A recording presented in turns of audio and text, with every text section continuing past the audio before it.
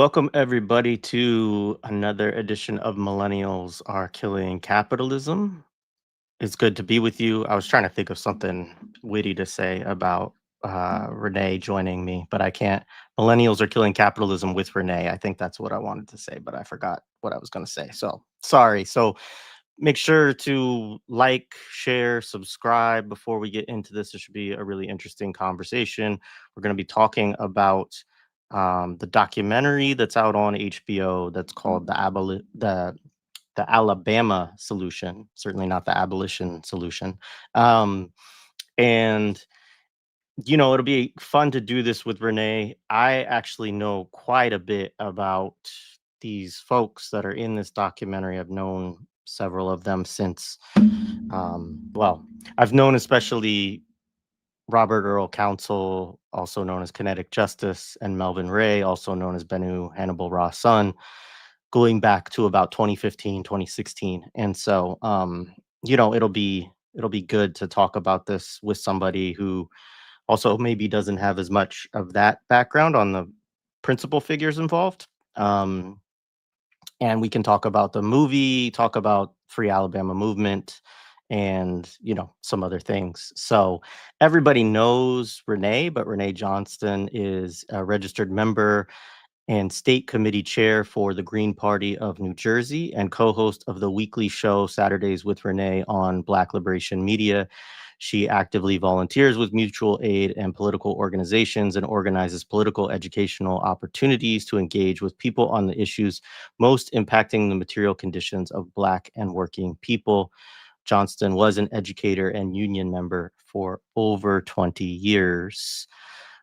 Renee, good to be with you. Also, should say, because I don't think I said that there. I mean, people know, but you're the host of Saturdays with Renee on Black Liberation Media. So Thank you.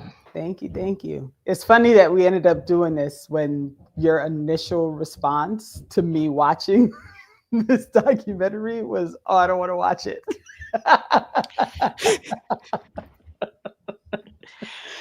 it's true. Um, I mean, that's a funny point in itself, right? Because I mean, one, I didn't know who was in it when you sent it to me that you were watching it. But also there's like two levels to that I think are interesting to think about and relevant to the conversation we'll have. One is I do not like the way that typically mainstream media promotes or monetizes art media um, shows about incarcerated people.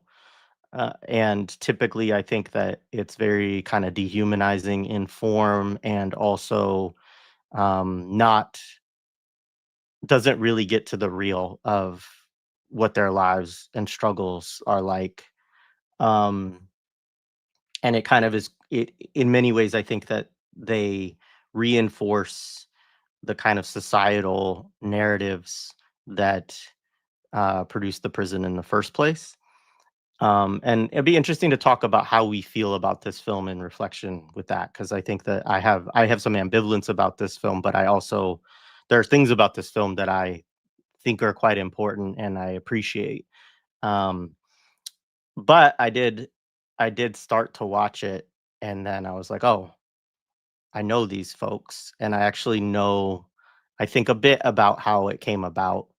Um, and so yeah, it's interesting, and I think people should watch it, actually, is one of the things I should say up front, about the film. I think that, it's worth watching, having a little bit of a critical lens around, some of the ways that some of the things it's doing narratively and structurally within the film, which we will talk about, but also, it gives you, a lot of you get to hear from prisoners a lot from themselves in their own voices and language, which is something that specifically, I'll call them Robert Earl and Melvin because that's what they go by in the film. But they have been advocating for a long time is that they wanted opportunities to get their voice out to mainstream media directly. And so it accomplishes that. Yeah, I agree. And for folks who watch Saturdays, y'all know that my roof was leaking. And so there's a lot of noise because they're up there pulling the roof apart. So hopefully the noise canceling headphones are working because the poor dog is miserable right now with the amount of noise happening up above our heads. But so first, I guess we should say that this it's not a movie, it's a documentary. It's called The Alabama Solution. It is running on HBO. But a good chunk of the movie, I would say probably more than 50% of it is actually footage that is provided from people on the inside on devices that they're technically not supposed to have, right? And so, although yes, there's always we should all always, watch these with the critical eye, and there are of course pieces that come into it with the, the interviews that get kind of, sparsed in, and the fact that it's being allowed to be on HBO, that it's gotten it, was premiered at the festivals last Sundance and all those things, so we should, yes, be mindful of that. But I agree with you, Jared. I think it is definitely worth the watch, if anything, because I don't know that I've ever seen a documentary that provided this much footage from people who have devices snuck in on the inside, are actually showing the full conditions on the inside. And so I do think, um, like there's definitely problems with it, but I think for me, part of the reason that the folks who were involved that Jared mentioned, I think, is because it gave them an opportunity to present their truth, like unfiltered, from what I could tell. Like, it's not like, obviously they pick the clips that they want to show, and all those things, but there that it was hard to watch because of a lot of the footage that was provided, um, that was just like, this is just what they're living with, and it was a tough watch. I had to pause it and like go back to it a few times. um, and so I understand people's the thoughts about, like, y'all know I'm a big Vernon philosophy person, and I don't know that I don't want to. This movie does not escape that, but it gives enough of the input from the people who are most directly affected by what is going on within prison walls, that it's worth the while. Like, this is a full scale 360, in my opinion, from, let's say, like the 26.2 to Life documentary that was on ESPN. Like, it's a totally different story of what's happening.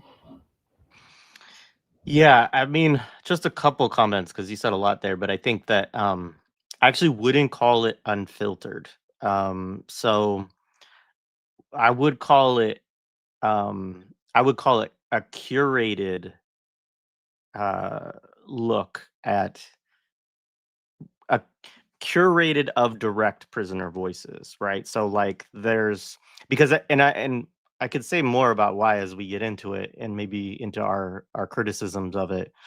Um, but there are elements of the politics and elements of the movement that are not shown Right. in this I just want film. to clarify Um, that I mean that the clips that are shown are yep. not, from what you can see, like, it's a clip. Yeah, It's whatever they filmed in that moment is what I mean by totally. unfiltered, not that they Yeah. didn't filter out what they pulled together. Curated is a To- really good word for it, actually. yeah, totally. So like it is mostly yeah, I agree. I don't know exactly the percentage, but probably about 50% of the film is cell phone footage from prisoners on video calls with the documentarians, right? So, and maybe some that actually, because both, especially Melvin, but also Robert Earl at different points, like they just historically have posted a lot online. And I think this is something just to take a minute to understand is that this has been a strategic consideration for them for a long time. Like, so this is not the first time that they've been on HBO. It's probably the third time that they've been on HBO, and it's they so they've been on Vice News multiple times before. When Vice News used to be on HBO, and eventually it shifted to its own channel, and then I think a relationship with Showtime. But um, in 2014 and 2016, they were on Vice News on HBO, and as a part of it, they've always believed, and I think this is a thing that is really important to talk about a little bit, is that they are people who are willing to accept any consequence, because especially when you're talking about Melvin and Robert Earl, they both have life sentences without parole, and they have both been through years of solitary confinement. They've been through torture, they've been through beatings, they've been through anything that we can imagine, right? And so they are really people, and I know this because they've said this to me, right? I've had conversations with them where I've said, "Look, I don't know if you want me to put this out because they're going to come after you if we, air this or whatever, right? Maybe we should use a pseudonym, right? Maybe we should do this." And I mean, they do have other names, Kinetik Justice and Bennu Hannibal Ra Sun, but the prison system knows those names too, right? It's not like and they show their faces, right? So it's not just their voices, but they are their preference. And Melvin actually states this during the documentary: is we want you to see us, we want you to see how we move, how we talk, right? That we are human beings, we want to be able to express ourselves fully. And that's long standing for them. That goes back at least to 2014. And they've been consistent with that, even as they have been repressed for doing it. And so I just think that's important for people to understand, because there's obviously ethical considerations of that on the documentarian side or the media side of showing these things. But anytime I've ever raised those concerns with them, they have given the same kind of response that they gave to the documentarians on the video, which is just like, no, we understand that there could be consequences for it, but it's important to us to be able to get our message across direct and for people to see who we are, right? And so that's different than in a lot of places. Like, I've worked with prisoners in different states, and there's varying degrees of what people are comfortable in terms of, I'll talk with you, but I want anonymity, or I'll talk with you, but we're not going to use my real name, or I'll talk with you, but don't show my face, right? Like, so there's all these considerations, and their stance has always been like, there's nothing that they can do to us that hasn't been done to us already, and we're going to die in here unless something changes. So, you know, they just look at it like we might as well. And, like, I think people need to understand that they have faced consequences I don't think any of us can really imagine, over and over again, for that choice, and they continue to do it. And there's something about that that I think, needs to be stated. I agree. Can you talk a little bit, because I was very curious about this when you mentioned it. Like, how did you get involved with this in a way that you knew these folks, and like what ended up being like the I don't want to say the role that you played, but like what ended up being like what you were doing with regard to their movement? Yeah, I mean, for one thing, I want to state quite clearly not to overstate my role, because as you can see, like, I've had no role really over the last many years now, and it doesn't hinder at all what they do. Their organizing continues to go on. Like, these are people who are organizing themselves and very thoughtful about how they do so, and do things that I think at certain points, and I know we'll talk about the 2022 strike, but I actually didn't believe that that could happen. And Kinetik actually reached out to me not that long before it happened and was like, "Yeah, we're gonna do it this time." And I was like, "Okay," and then they did it. But my initial in so back to 2016, really, I think is probably when I first became aware. So there was a call through social media that there was going to be a national prison strike in 2016. And this is one of my criticisms of this film too, by the way, is that it presents what happens in 2022 without much backstory in terms of how do they get there tactically, how do they get to a place where they can organize something like that and where it's actually possible, right? It shows some of how they pulled it off in 2022, but it doesn't give you much of the movement history of Free Alabama movement. Um, and so Free Alabama movement, I guess to backtrack a little bit, they start doing work strikes, I believe in 2014 is the first big ones that they do. And they like shut down whole prisons, right? And that was when what spawned them to get on like Vice News the first time and be on HBO the first time and that sort of stuff is that, and that wasn't a tactic that they started. Really, the Georgia work strikes are the ones that, which I think are 2010, which kind of set this, other states and other prisoners in states seeing, oh, prisoners are organizing strikes on cell phones. We can do that, right? And so they start to do that in 2014. They face repression from that. 2016, the national prison strike is announced, and that was where I was just somebody on social media who was like saw the call. Free Alabama movement was kind of the leading organization of that national call, but supported also by an organization called the Incarcerated Workers Organizing Committee of the IWW, which still exists, but also there are groups that were a part of that formation that have also kind of split off and formed their own network that's a little bit different from that. But um, so when I saw that, I just was like originally just boosting stuff, like just doing silly, like not silly, but kind of social media, I guess activism of some kind, whatever you would call it, right? Like, oh, I'm just gonna retweet, I'm gonna thread stuff, I'm gonna share stuff, etc. And eventually, as the strike came on, you know, Shadowproof was a big online outlet at the time that covered it in really good detail.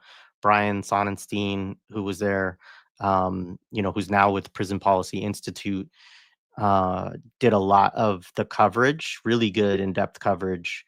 And so like I started to make connections. And Free Alabama movement has had an internet presence, a social media presence, and still does, right? So that's part of it too, is that these were actually people where you could you could reach out to them on Twitter or on Facebook or whatever and connect with them directly, right?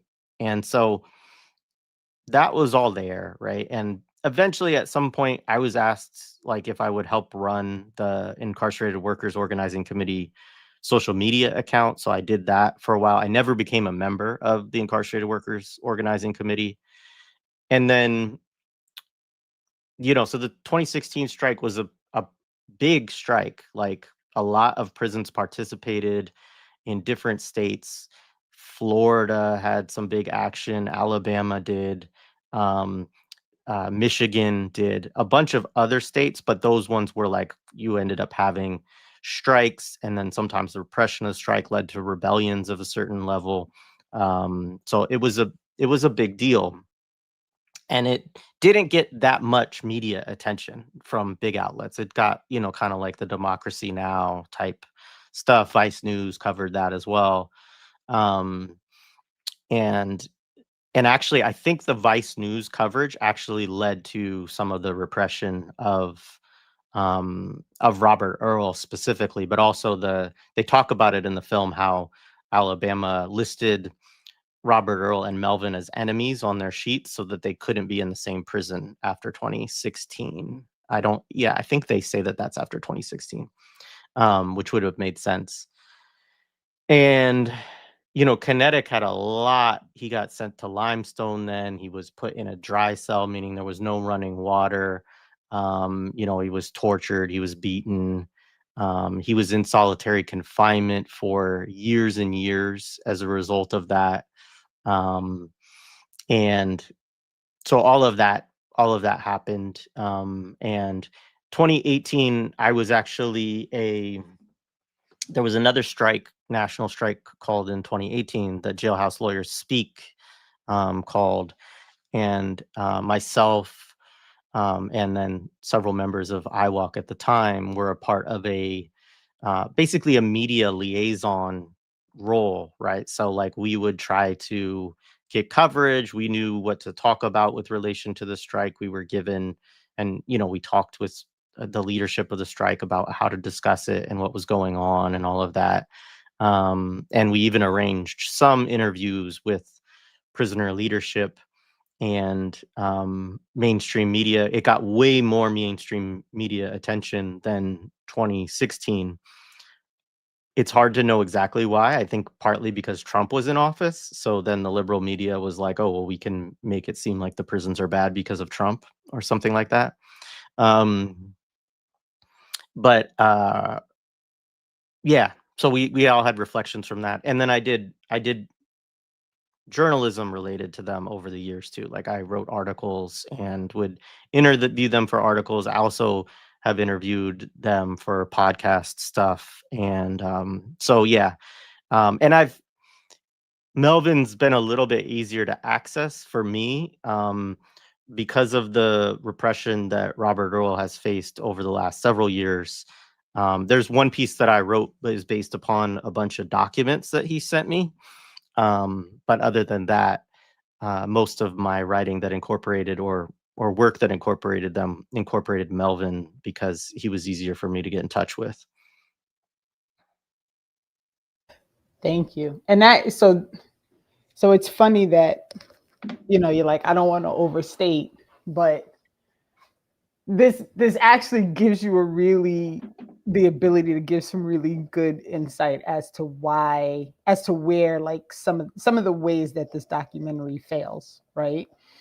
Because for me, I think the biggest thing for me was it kind of presented this like, all right, so there was all this bad stuff happening, and then they tried to strike, and then the state was able to successfully crush the strike, and then now they just have to figure out how to like survive and right, like it doesn't give the sense that like they're still fighting, which they are, right? It doesn't give the sense that they're still organized, which they are. I was not in love with this idea that like they pulled one person out and then that was like the fall of the whole thing. And so, like it centered back to this idea that you have to have one person who's like the central voice, who's leading things, which I also don't love. Too much reform business for me. Like I'm a straight up like close all this shit down, and so that's me. But what you bring to the conversation regarding like the history of this, or you're right, it is not part of what they talk about. And for me, having read Ori's book, right, and having kind of more of an understanding of how long this struggle has been happening, like I know there's more to the story before 2022 than they give. But if you don't go into it with that understanding, there would be no way to know about any of that stuff. Yeah, like one of the things that they do in the film one point I appreciate in terms of history is they talk about this thing, Halifax County, which is like not I don't know why that's called that, but it was basically a jailhouse lawyers study group that both Melvin and Robert Earl were a part of, right? That they credit with their politicization. And it talks a little bit there in that discussion about the connection to the civil rights movement. And I'd have to go back to try to find an interview I did with Melvin years ago to like be precise on this. But my recollection, right, is that one of the central figures of that study group was a Black Panther, right? And they don't say that explicitly in the film, although I'm sure Melvin would have told them that story specifically, right? So this is part of what I mean by the curation, right? Like Right. they take out this portion of, I think it's Robert Earl, but it's one of them talking about, you might be standing along side somebody who marched in Selma, when you're inside, something like that, right? And like that gives you one visual, because in the kind of liberal mind, Selma is one thing, like marching. Okay, it's a peaceful protest against the Klan that enacted violence, right? Basically, like that's just the framing in a lot of people's minds, right? Um, and it's Martin Luther King related as well, right? Um, and the Black Panther teacher gives you a different image a little bit than that, right? So like that's part of the curation to me is I think the filmmakers do several things within the film.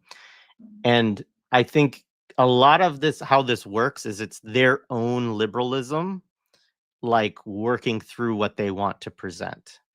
Um, there are some neat little moments, like Robert Earl sharing some of his book collection. He's like, I'm reading Yurugu, right? And so there's some cool stuff within it. Although he's also reading Investing 101, which like, shout out to Robert No. Earl, but I was like, why are you reading that? Why? But yeah. I mean, one thing I want to say before we go further too is just that these are really amazing people. Um, and the difficulty, the point you raised, because when you're talking about the idea that they take out one person and it sort of halts things, like they take a prisoner saying that essentially, and present it. I agree with you that it's not the narrative that we want to promote, but I would also say that Robert Earl Council or Kinetik Justice is one of the best organizers that I have ever talked to in my life. And he is, I don't want to say unique. I'm trying to think of another word, but he is special for sure in his ability to get people on board with something like this, which is not easy to do. Right? It is not easy to get 20,000 prisoners to agree to withhold their labor indefinitely. When that labor, and one of the things that we should talk about, it also means that you don't know what you're going to have to eat if you do this, right? Right. And so, yeah, I mean, I do think that they understand how important he is, which is why that they repress him so hard all the time, Oh, and definitely. And yeah. and we've learned that this is part of, like, this is part of how that system works, right? Like someone who is able to organize, able to get people's attention, able to, gather folks into doing something that is likely more likely than anything to be counter their own personal safety, right? Against their own ability to have the necessary material needs, and do something against that because that's the only way, right? But I also suspect that he, given what you just said, that this was also things that he planned for. Like he planned for him to be removed, right? He planned for what was going to happen. Like he planned for how the response would move forward, even with the measures that were going to come from the system trying to stop this strike, right? That's not how they like, and maybe it's just how I watched it, but the way it was presented, it was like, oh, well, they pulled him and then everything fell apart. And that relieves the system of the real role that they played in all of the shit that they likely did that was more likely to be the cause of the end to the strike. Because the reality is, as much as people may engage in things with the expectation that they'll be able to hold strong, when you're not eating, when you don't have access to facilities, when you're getting beat up regularly, when you're like, all the things that the system is able to do would like, that's what they bank on. Like, we'll let them do this for a couple of days and then we'll really start ramping it up. And one of the things that struck me, that I was like, oh my God, these people are fucking ghouls, was the anchors, the news anchors, in their conversation about what was happening, who were like, basically like, y'all in prison, like, go fuck yourself. Like, you get what you get and you don't get upset. Like, like they literally had zero compassion, zero empathy, zero anything with regard to the actual living conditions of these people, who are people. Like, regardless of what you want to tag on to, and we can have 80,000 conversations about the bullshit that is the definition of what crime actually is. We can have 1,000 conversations about the amount of people who are sitting in prison simply because they didn't have the money to fight their case, so they took a plea deal even if they didn't do anything. Like, there's all kinds of circumstances that go into that as well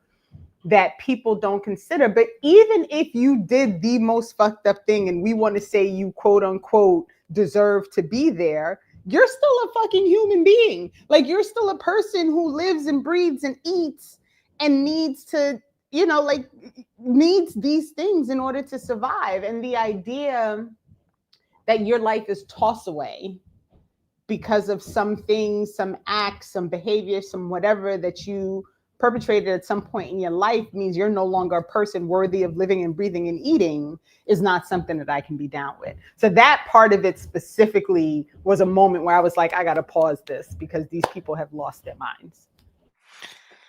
Yeah. So this is a really important aspect of, I think, actually an area where the film is effective. I don't know.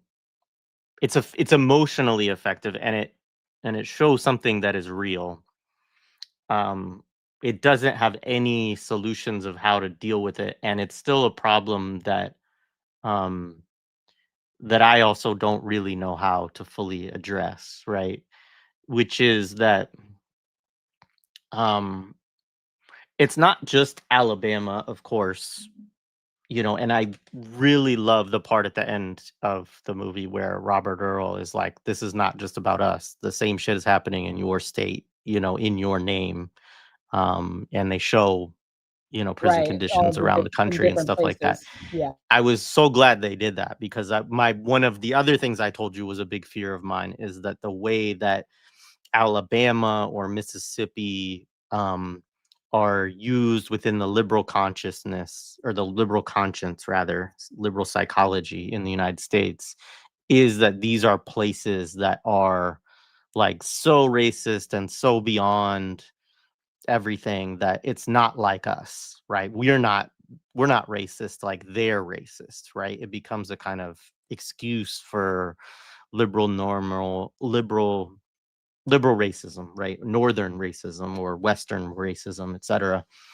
Um, Having said that, there is a thing that I think is very well presented within the film. I mean, it's called the Alabama Solution, and the idea of the Alabama Solution is that it's, I think, Kay Ivey who says it, who's the governor down there. The idea is that there's a DOJ consent decree, which actually we probably should talk about because it is important to the film. And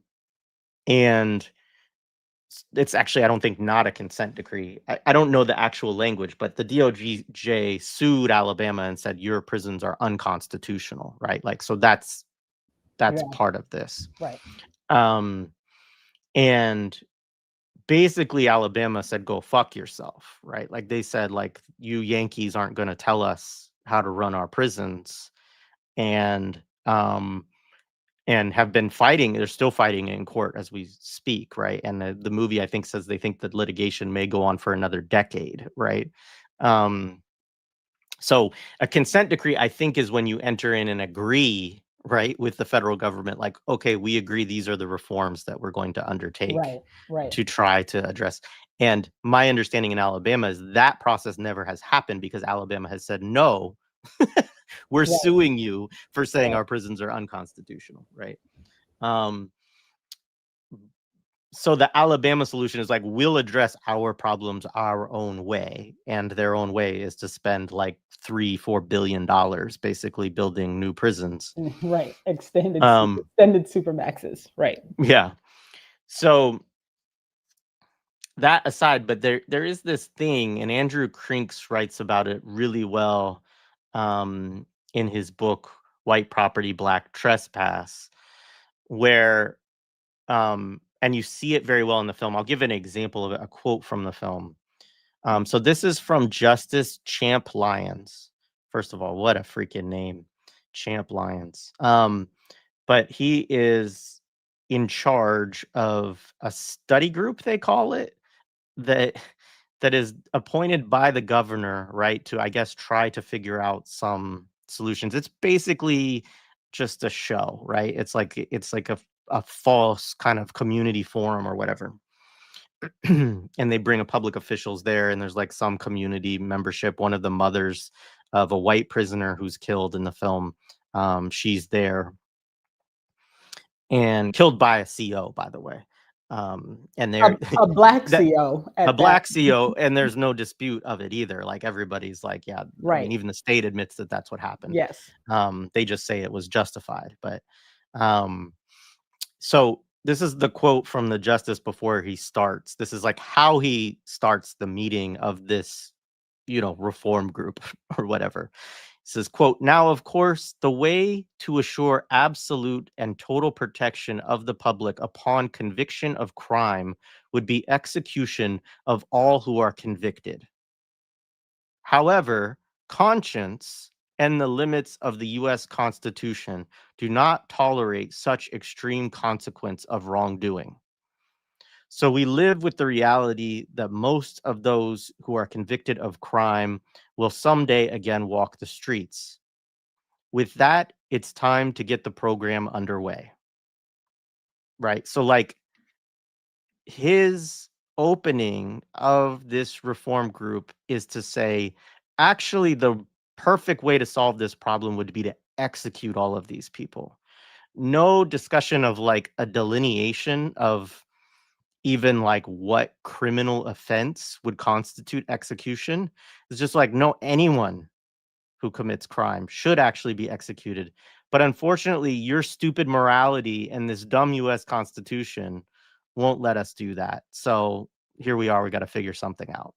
Right. Right. And that combined with the discussion you had of the radio hosts who are like, laughing at the prisoners. What did you think would happen? You're prisoners. No one cares. Combined with also Kay Ivey, who did something interesting with the 2022 strike and acknowledged it right out the gate, because that usually doesn't happen with a prison strike. But she immediately came out and said their demands were ridiculous, right, and would never happen. And this is one of my other critiques of the film, though, is that they don't actually show what those demands were. So, like, I think we should talk about that at some point, because there's actually really important demands. And this is a big issue with liberal media discussion of any movement, period, right? Is that they don't talk about what movements are actually about. They try to make it seem like it's this kind of nebulous thing, and the people in the movement don't actually know what they're fighting for or whatever. That it's, or that it's like too extreme. I mean, they do split screen this, or like follow it up by a white CO, former CO, saying that their demands are very reasonable, right? But nonetheless, they don't actually talk about what they were demanding and why they make sense or don't make sense. You know what? I just want to point out that I don't think I even caught that. And as I'm like reflecting back and thinking, I'm like, wait, they don't point to any, they don't point to the list. But this is also part of the problem of reading and being kind, like, I can just imagine, like, based on what I already know about why people who are incarcerated go on strike, I think in my head I already understood what the problems would be, right? Like clean facilities and food that's edible and not beating the shit out of people and stopping solitary confinement and like all these standard things that I think for most people, they don't even understand that these are problems in a prison facility. So I think it's such a massive disconnect, with the larger community, because they don't like, and if you, and I don't want to get too far down this road, but as I'm like thinking and talking, like if you think about living in a place that's a food desert and how you don't have access to fruits and vegetables and real food, everything's processed, everything comes in a plastic bag, right? And this is the same community that they then transport within a prison system, right? And so their conditions are just a manifestation of what happens on the outside within those prison walls. So anything that, like, this idea that, like, life in prison is you get three hots in a cot, as they used to talk about all the time, right? And people not really understanding that if you live on the outside, you're unlikely to get 3 meals and a decent place to sleep and a roof over your head. That's not like, it's all so wrapped within each other, and that people don't understand these conditions, so they're therefore unable to make the connection to what they would be demanding. It was lost on me. So I'm glad you just said that out loud, because I was so in my head, like already understanding what they would have been fighting for, that it didn't even occur to me that wasn't pointed out. So I just share quickly. So this is a piece, it's in the show description, that I wrote on the 2022 strike for Prism, which is, shout out to Prism. They publish some good stuff.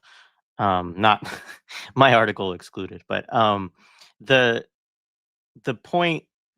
And actually this was a discussion between me and the editor, because I've had issues over the years with editors saying, "Oh, take the demands out," right? Like it's not something that I don't know why. It's, again, this is an interesting thing, like, of just, to me, it's basic journalism that we should be clear on what is being asked and fought for, etc. Right? Um, but so I fought to make sure that they were listed, right? And so these were the strike demands. And so actually, I mean, the interesting thing is you brought up conditions, and a lot of time, I would say a majority of the time, conditions And that's are not even on this list. a big part of strikes. And I would say these demands are about conditions, but the condition that we're talking about really, and this is, I think, has to be central to our analysis, also about how a struggle like this would have to be waged in order to really be successful too, is that they understand that the condition is basically like death, right? They understand that the condition is that people can't get out of prison, in Alabama, a lot of people, right? And so their movement is heavily influenced by lifers, and life without parole folks. And it is also heavily influenced by the current structure of the parole board and the denial of paroles, which they do talk about a little bit in the movie. They Yeah, do they do actually cover that. reference Yeah. prisoners talking about how more people are going out in body bags than are going out on parole, which is not hyperbole. I don't know if it's gotten any better in 2025, right, than it was in 2022. But as they went on this strike, I looked at months, and you would see months where more people were killed, not even died. I mean, more people died, but like more people were killed than were released on parole. Um, and there were plenty of people going up for parole, but the parole board was just denying everybody, right? Um, so these demands, I just dropped my earpiece, um, were all designed to create avenues for potential release, right? So the habitual offender law is basically their version of a three strikes law, which they had earlier than a number of states did, making presumptive sentencing retroactive. That's basically about a reform that happened that could reduce like maximum sentencing, but it didn't apply to people who it didn't apply backwards, right? It applied only to new cases, and the prisoners were like, that reform that already exists should apply to people who are already incarcerated. Repealing the drive-by shooting statute, which they talk about, of course, primarily targets Black folks, right? It's a racist version. It's a law that's created to target Black people. Um, Creating a statewide conviction integrity union, which is just like a basic, kind of reform. I mean, we have one of those in Philly. It's supposed to be a place where people can take cases for wrongful convictions, right? Um, Developing consistent criteria for mandatory parole, right? So saying at what point is our parole for people who are parole eligible, at what point do you say you have to parole this person, right? And streamlining processes for medical furloughs and elder release, right? So this is just about people who are, as you see in the film, there are people in like their 80s and 90s that are inside, right? And what process is there for them to get out? And reducing minimum sentences for juvenile offenders, right? And then eliminating life without parole sentencing. So basically saying everybody, regardless of what their charge is, should be parole eligible at some point. So I just wanted to share that primarily because it's not in the film, and it's their way of addressing a condition there, which is just that there's so many people who have like no hope. There's nothing for them to like live for or to imagine that they can ever get out of that place. And they do show the hellishness of it quite well. But yeah, and so they drugs become a big thing, right? Because you're just escaping this horrible reality. Violence becomes a thing because if you're not, if you have no reason to try to have good behavior or a good time, like what incentives do you have, right? So it's actually in a lot of ways trying to create an incentive structure that might lead also to quote unquote better prison behavior on some respect, right? Because actually people have a reason to live and a reason to want to, get out of there, right? Because there's so many people for whom that's not even something that they see as a possibility. Yeah, I'm glad you pulled that up because I did not have my necessary time to do full due diligence research before we talked. And so I think it's really actually interesting that their list of demands really surround keeping people out, right? Like preventing people from coming in or getting people out more quickly when they are brought in. And I just dropped to okay. So I went looking because I was curious about the numbers, parole versus versus death in Alabama. And it's very interesting how these things are couched. Like this headline, more than doubled, right? But when you look at the number, it was so few people who were qualified. There's like a chart down there towards the middle of the bottom somewhere, but there's so few people, there it is, who get parole. Like those numbers are absurd. Yeah, right. So Right? 92% of people who were eligible for parole were denied in 2023. And then even in 2024, they talk about this huge jump, right? But Right, this double. you're going from 92 to basically 80% of people still being denied. And all of those people are eligible for parole, right? Like, so Right, you could actually just release all of them, right? right, And say, well, you're parole eligible, like, here you go. right. And that So, was yeah. something that they talked about a lot, a few times, this idea that like you go up for parole, or you're eligible for parole, and they don't even hear your case. Like it's not even, they don't even give the courtesy of like, all right, well, we'll do this fake parole hearing until anyway. Like you just get nothing. And I laugh because of the absurdity of it all, right? Like, people always talk about, you have to go and you have to do your time, and you have to, you have to repent for the thing that you did, and, yada, yada. And you could do the minimum amount, which means that you've served at least what they said at the minimum you have to serve. And that's still not enough for this system to let you out. And then even when you get out, you're in such a predicament because of the time that you spent there, that the rates of people going back in, because what do you do when you get out and you can't get a job? So then you can't pay bills. So, like all these things all flow into the same problem. And it's crazy. But the other article that I dropped in our chat is the death rate in Alabama, which is equally like, whoa. Yeah, there it is. And this article speaks, it's like 300 people in 1 year who died within the system. And not even being funny, like this is, I'm not 100% sure where this number comes from, but people should also understand that prisons, it is a policy in prison that if someone is going to die, to get them out of the prison before they die. So they technically do not die in the prison.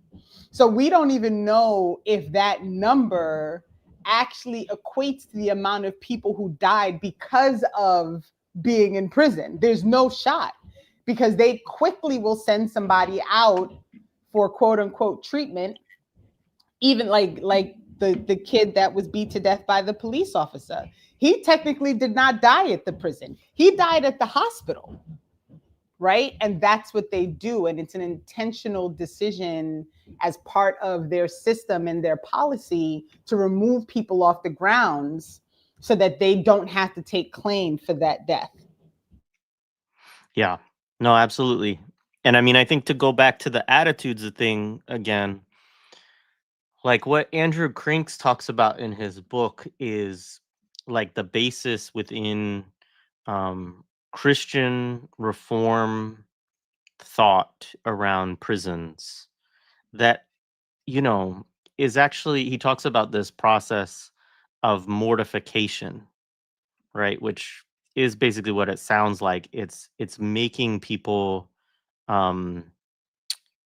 it's kind of like it's making people dead like, right? Or like living dead essentially. And there's another point in the film where someone asks the attorney general of Alabama if he believes in rehabilitation. And he says, I can't remember, this is paraphrasing, but he's like something like, I'm not going to answer that question. But he's like, I believe in grace, but grace doesn't mean that you get released from prison. It means that God forgives you.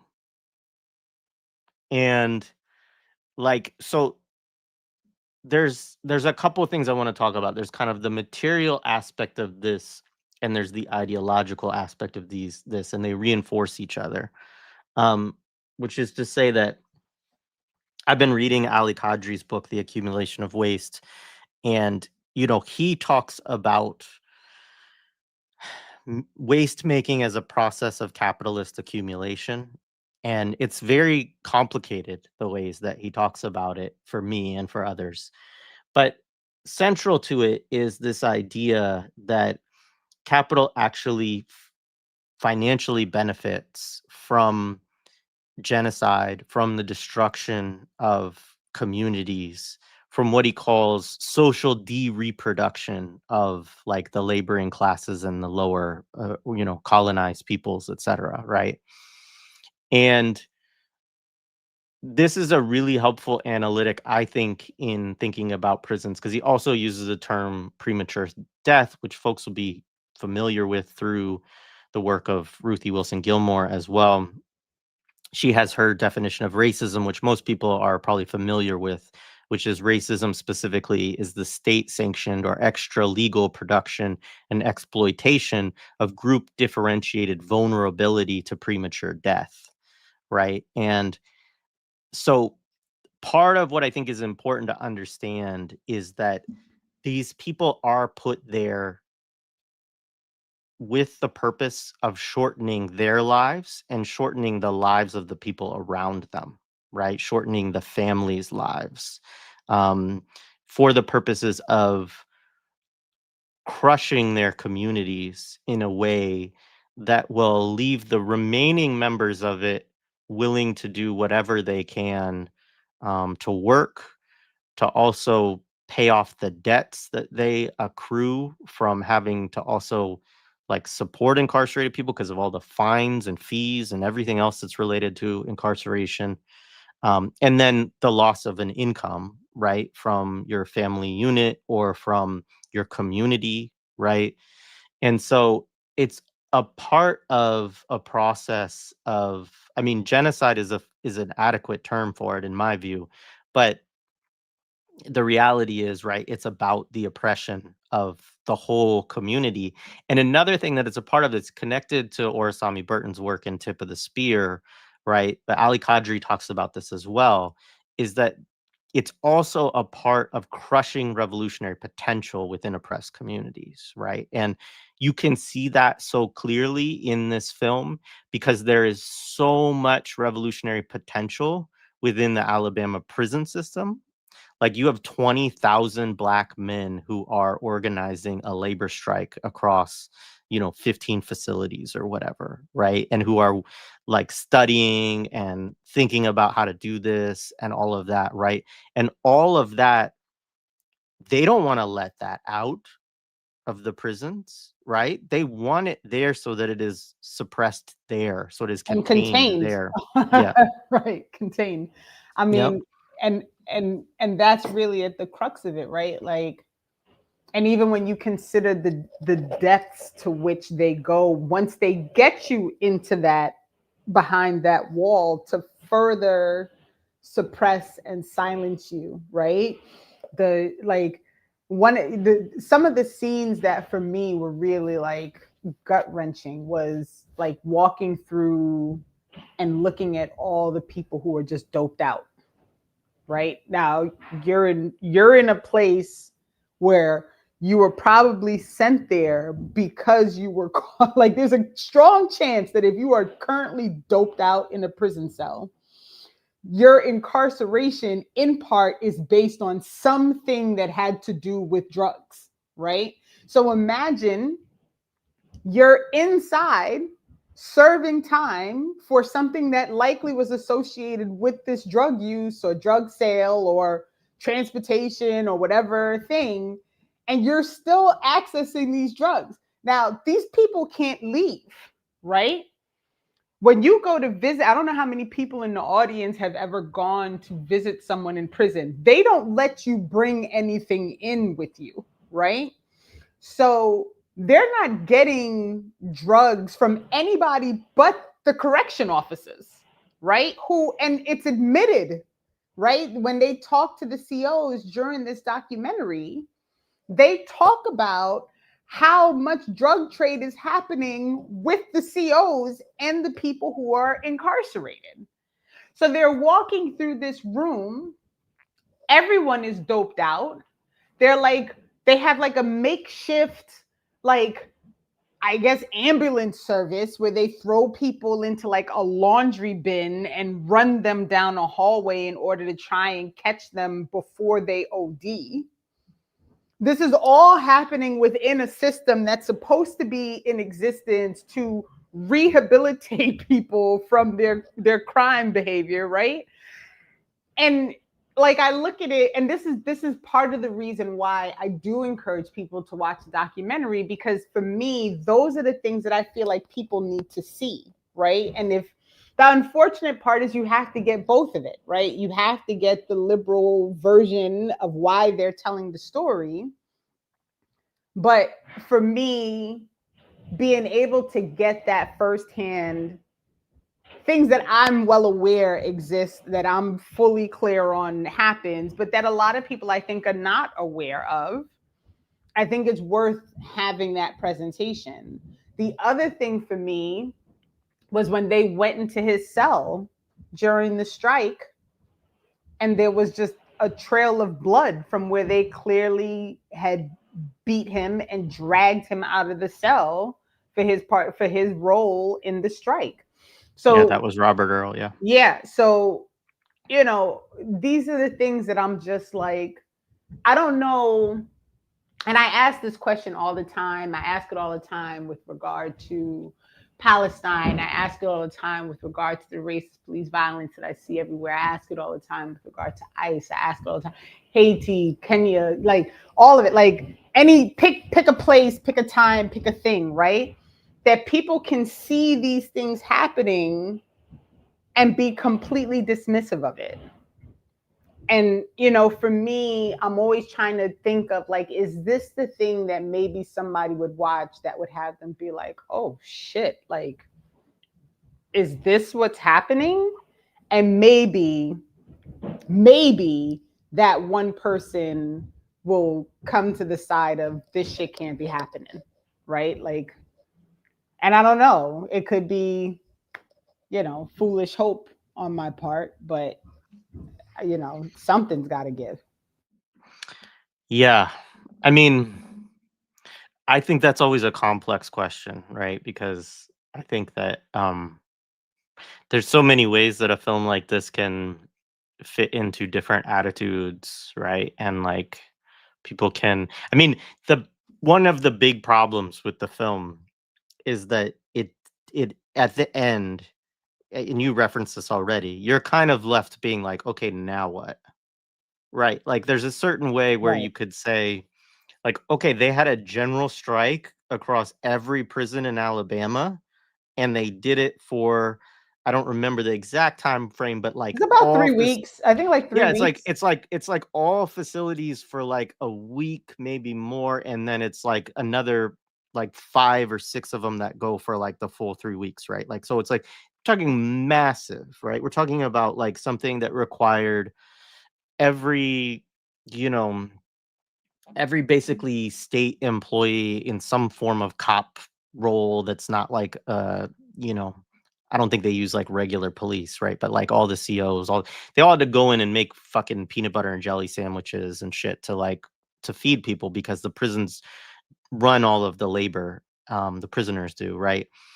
And I mean, again, like this is the contradiction, right? Because if the system is designed to shorten people's lives and to immiserate them, right? Then the system doesn't actually care if you get the caloric intake that you need and it tastes good and all of that. So like the labor strike automatically becomes a hunger strike. It becomes a battle of wills of the prisoners against the whole system. And I agree with you on the point about Kinetik or Robert Earl and how they kind of present that like it went away after he got locked up. I'm sure that had some after he got taken to solitary confinement again.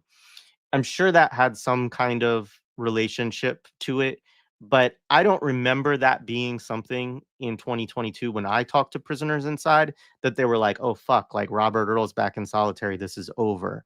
Like that wasn't the vibe that I got talking to people.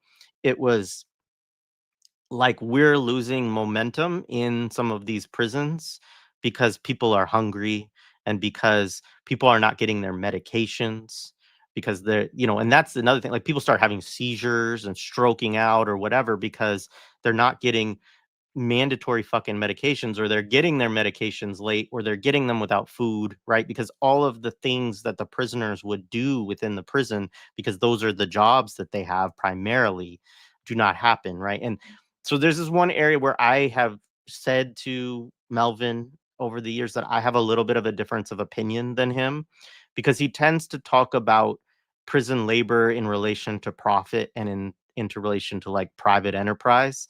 And there is some aspect of that for sure. And I don't want to diminish that aspect exists.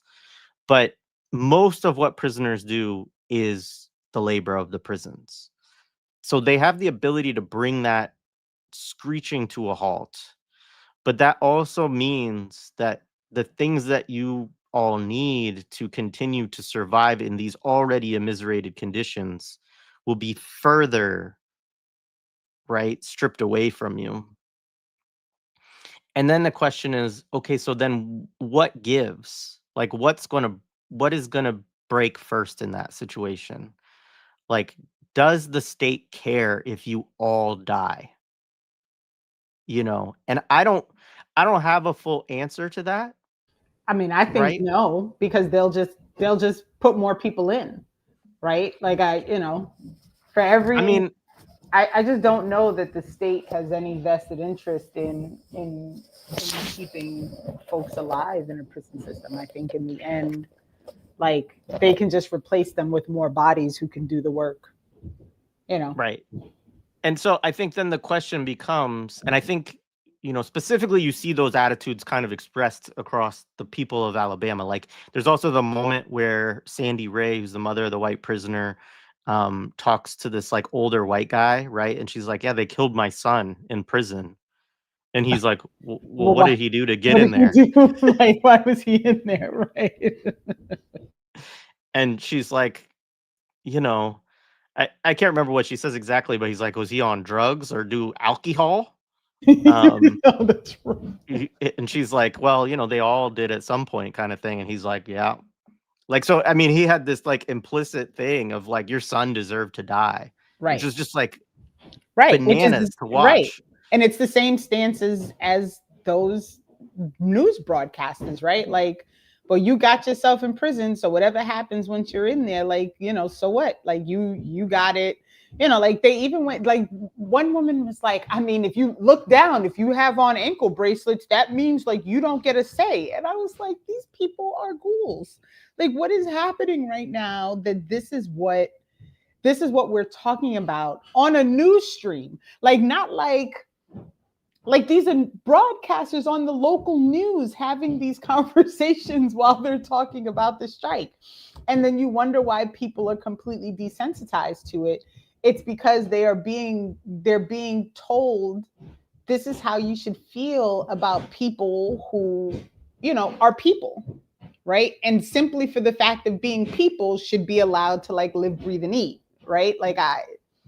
Like to me, we don't disconnect those for any behavior reason that may have been a part of that person's life journey or whatever. So it's just like the whole thing is just crazy. But the other thing that I thought was very interesting that they pointed out was, is it Ivy? Ivy's the governor's name, right? Yeah, And KIVS. that like there's like Ivy spending tens of thousands of dollars for the prisoners to mow her lawn, right? Like all of her all of her landscaping is done by the Department of Corrections. Meanwhile, she's telling everybody that these people need to be locked up and they need to be under permanent like observation, right? Meanwhile, they're out and about cutting her grass. And no one's putting that two and two together to be like, wait a minute, I thought these people were severely like delinquent and problematic and had to be behind, but they're like out cutting grass for free for you. Like wild. Yeah. Yeah, I mean, so the dehumanization point is like the point, right? Like, and this idea that that these folks, to this frame of mind, and I want to come back to like some of the liberal stuff too, because like we're talking a lot about the kind of reactionary stuff, and I think liberals have a lot of issues here too, and actually share some of this ideology, but it might not be quite in the same lane. But um, so this is a little bit from Andrew Crinks. He writes, the language of dehumanization did not exclusively come from those who were protesting the conditions of penitentiaries. Indeed, Smith writes, quote, the very reformers who built the prison system understood it as a place of deliberate mortification, end quote, deploying the concept and practice of civil death, which is central to the mythological origins of the social contract that sacrifices liberty in exchange for security. The penitentiary shared with the plantation the power to strip all power and identity from those who were confined therein, to such an extent that social commentators at the time argued that the convicts who endured the, quote, living death of the penitentiary approached, quote, the condition of the slave, unquote. And there's another piece I want to read here from Rousseau, right? Rousseau, like classic liberal, like a lot of people on the left even will cite Rousseau as like this really important, you know, theorist, right? And kind of political progenerator or whatever. So Rousseau writes, one who violates the state's law literally, quote, ceases to be a member of his country. He even makes war upon it, end quote, which is in turn to consent to social or, when necessary, biological death. From this viewpoint, to be a member of society is to consent to the loss of certain freedoms by obeying the law in exchange for protection. Those who pridefully seek to exercise their own freedom without limit disobey the law and thereby antagonize the social order itself. By antagonizing sacred social order, the story goes, criminal enemies will their own captivity and death. Right. And he goes on to talk about other Christian figures who shared this, like prominent Christian theologians, right, that are responsible for all types of Protestant sects and Catholicism and thought within these spaces, right? So I just say that to say that you're dealing with attitudes that are like centuries old in terms of this idea that and attitudes that are shared by both liberal thinkers and people that we would say are outright reactionary, of this idea that to commit crime is to actually like will, or like it's to like sort of purposely give up your humanity in the act, and therefore you are no longer human once you have committed crime, which is like absolutely a bananas idea that like nobody It should is. It is. like adhere to. But that is like it, like we've been taught versions of this, and you know, those radio hosts, there are radio hosts in Philly who wouldn't say it quite that way, but still say the same type of shit, you know, about like about prisoners or people who, Yeah, you well, know. once you go in there, you've lost all right to complain, and you know you've lost.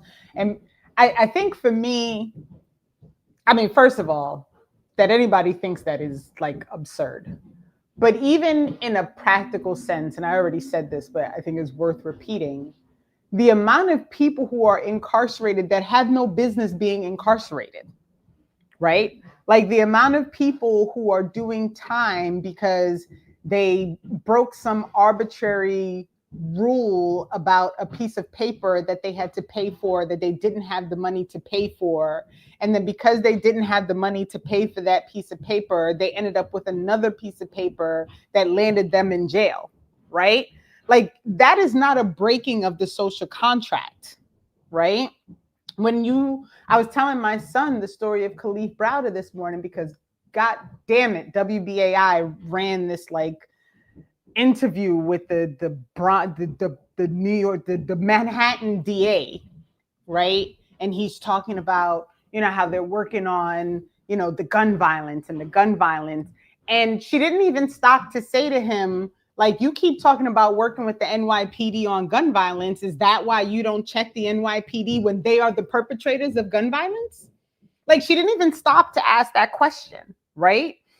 And so we currently, and for a long time, not just currently, like obviously for decades, we have lived in spaces where people are consistently being criminalized for behavior that is not criminal, right? Like being on the street without a job is not a criminal act, but you certainly can go the fuck to jail because of it, right? Like not having enough money to get out of being behind bars because somebody said you stole a backpack is not a criminal act, but you certainly will be the fucking jail apparently for 3 years and locked up in solitary confinement and traumatized to a point where you decide to take your own life when you get out, right? Like this is the system. So whenever I have these conversations with people about prisons and why prisons are not the answer, and people always say, well, what about the crime? And I say, what crime is prison stopping?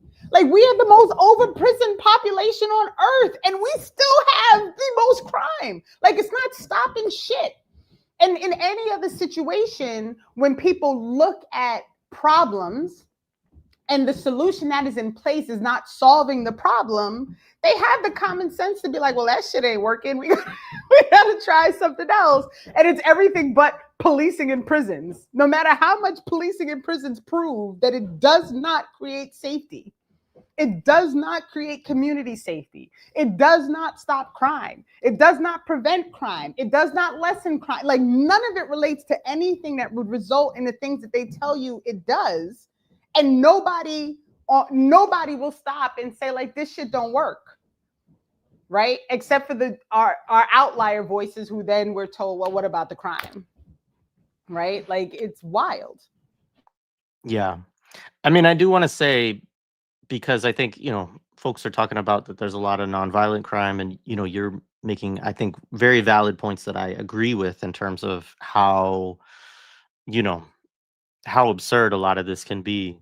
But in the context of Alabama, like when you look at those demands that they're putting out, part of what they're dealing with is another layer, which is those of us who are locked up for violent crimes or so-called violent crimes. Like we also need some possible avenue to redemption, right? And I think that's something that is harder for a lot of people to totally get behind.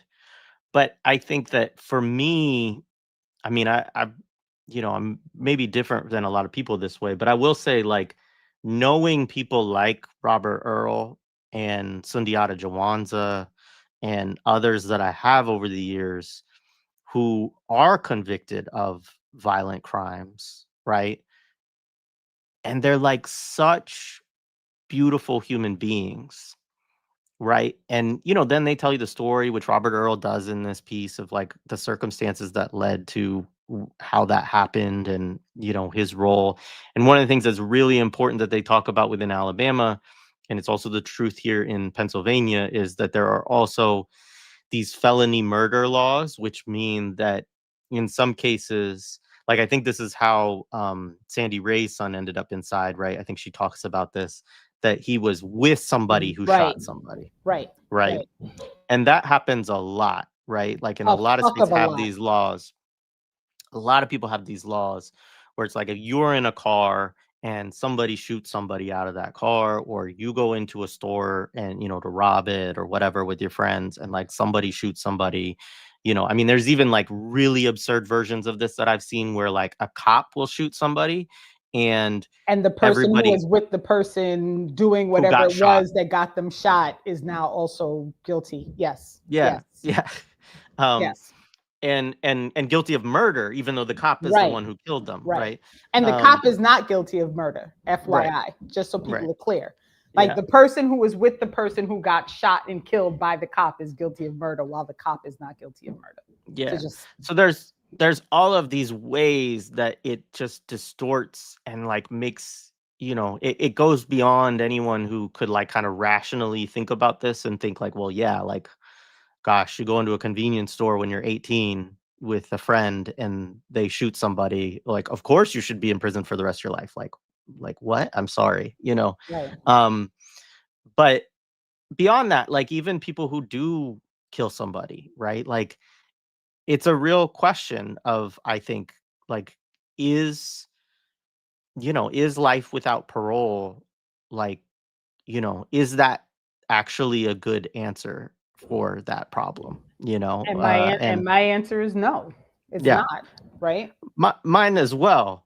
Um, but I do want to add that in, because I think part of what those prisoners in Alabama are demanding is saying, like, all of us need something that we can work towards, Right. right? Like, And we need some, yeah, sorry, and you're right. I was mostly just thinking about the the vast misunderstanding of the amount of people and the reasons why they're incarcerated, right? So I was first making sure that people are clear. Like, you have so many people that are on the inside that have no business being there. And then you have people may say, well, you did this thing and therefore you should be serving some time. Now, I don't believe in the carceral state, period. And so I'm not of that mindset. But even for those people, I agree. Like, I don't see how putting someone in that state for the rest of their life fixes or changes or addresses anything, right? And so what I was saying was not to remove, to say like, well, the people who actually did violent crime, because I also am of the belief, like, not all violent crime is like, oh, you just decided you were going to go off and pop some people. Like, there are so many other factors that go into these situations. And even when I listen to people talk about gun violence and the black on black crime and the kids and the gangs and the this and the that, and I'm like, are we ever going to talk about the situation that exists within that community that makes a child think that the thing that they have to do is carry a weapon so that they can get from point A to point B and feel safe, right? So when that child then shoots somebody, right, to simply look at it as, oh, they killed somebody, without addressing the reason why a 15-year-old thinks they need to carry a gun, right? And what is happening in that community that makes it a necessity for that child to think they need a gun, and what is happening that is infringing on that community, that makes the community of such that it is eating itself in an attempt to survive within the situation that's being created. Like, there's all, like, it's so frustrating for me, because I'm always wanting people to understand that it's not as simple as they just wanted to kill another person.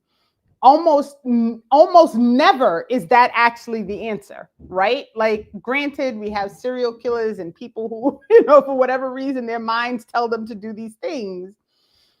But the majority of people who are in prison for murder, that is not the situation, right? There is always some story, a circumstance, a reason, a societal, like, there's always something else that yeah, led into that thing. So for me, I also put those people in the category of, they don't fucking belong there either, right? Like, there's just so many layers to it all.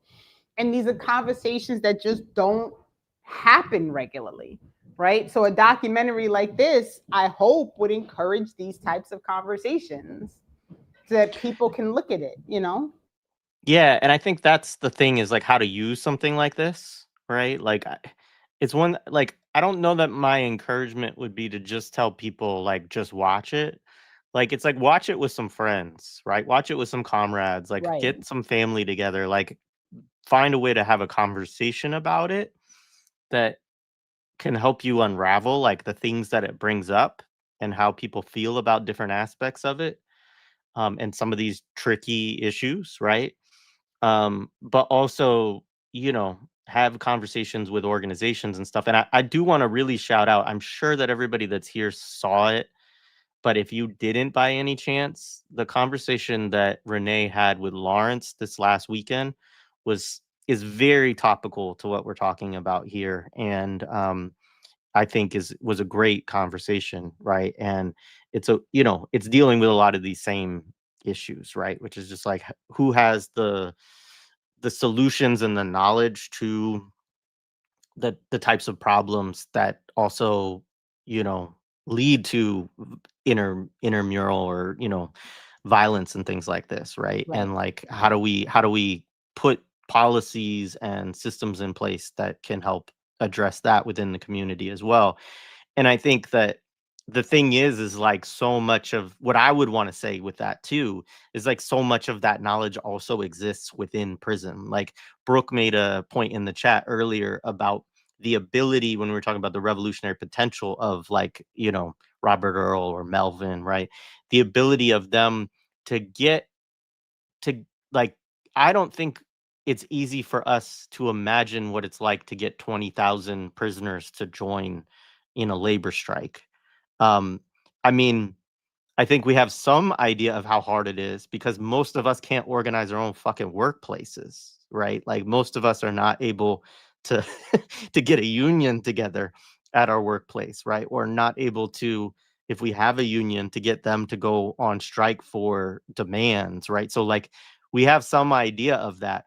But you know, you add in the way that prison um, you know, promotes constantly division, promotes the self-cannibalizing stuff that you're talking about, pits one ethnic group against another. Um, you know, and you have, I mean, there's images from it that are quite beautiful. Some of them went around, were public images during like the 2022 strike of like Alabama has these bunk, like it looks like a barracks, like, you know, it's like the same barracks that they had in fucking Full Metal Jacket in like the 1960s, you know, and this is what they put the prisoners in, right? So you're in like a place that's kind of like a gymnasium with bunk beds with hundreds of prisoners in it, which is also just like, you talk about prison conditions, it's an absolutely just wild way to imagine, because also the prisoners don't have any I mean, I don't want to encourage cells and things like that, but there is no way to hide from your enemies in this space. Um, I just say all that to say like that there's that imagining trying to organize people across different street affiliations, different racial and ethnic affiliations, and all of this to do something like that is a monumental feat of organizing. And they do it through cell phones on like um conference calls. And I mean, I could say this, they were saying it in 2022, but they also show it in the film. Um, you know, which is just like an amazing thing to kind of watch, like all of these kind of leaders. And so Robert Earl like has that kind of special ability. And imagine what a person like that could do on the outside for his community, right? If like, I mean, is this like an organic leadership quality that's there that I don't want to fetishize, but it is special. I lost my mute button. It's all good. No, yeah, I mean, I agree. I agree. And it just, I mean, it does point to why he has to be, and we said this already, like why he has to be shut down and silenced and in solitary and all of those things. And you know, I'm glad you pointed out about watching in the group, because I didn't say this when we started, but I should have mentioned that the reason I watched this documentary is because it's going to be part of our abolition meeting when we do our monthly abolition meeting for October. We're gonna use this as a discussing point for, you know, looking at actual conditions on the inside, and you know, how do we engage in a way that's helpful for people who are behind the walls. So I'm glad you said that, because it reminded me to let people know, like, I wasn't just watching this. It was not on my list of things to watch. It became something that I had to watch because we decided that we were gonna talk about it as part of our discussions for October. So I concur, Jared. I think, you know, people should not just go in to watch this to kind of like be like completely like, oh, this is awful.